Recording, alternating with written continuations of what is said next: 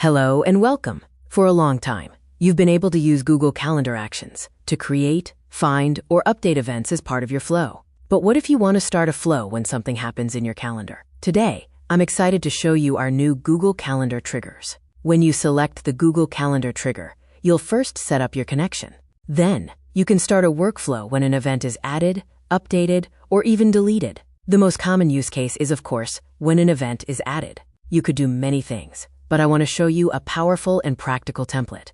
Get Slack alerts for new and imminent calendar events. The goal is to make sure you never miss an important, last-minute meeting. Let's look at how this template is built. First, I've selected my calendar connection and chosen which calendar I want to monitor. The trigger is set for Event Added. Now, the flow could be as simple as, when event is added, post to Slack. But we've added some intelligence. The first thing we do is use a variable called Organizer Email to Skip. Here, you define an email address, most likely your own. Why? Because the whole point of this flow is to alert you about events you might miss. And if you created the event yourself, you don't need to be notified. So our first if condition checks. Is the event organizer the same person we want to skip?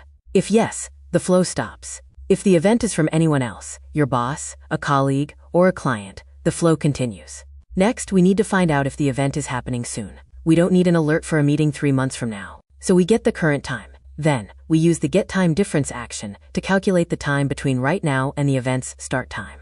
As you can see, this action can give us the difference in days, hours, minutes, and even seconds. For this template, we only care about the hours. Our second if condition checks. Is the difference in hours less than 48?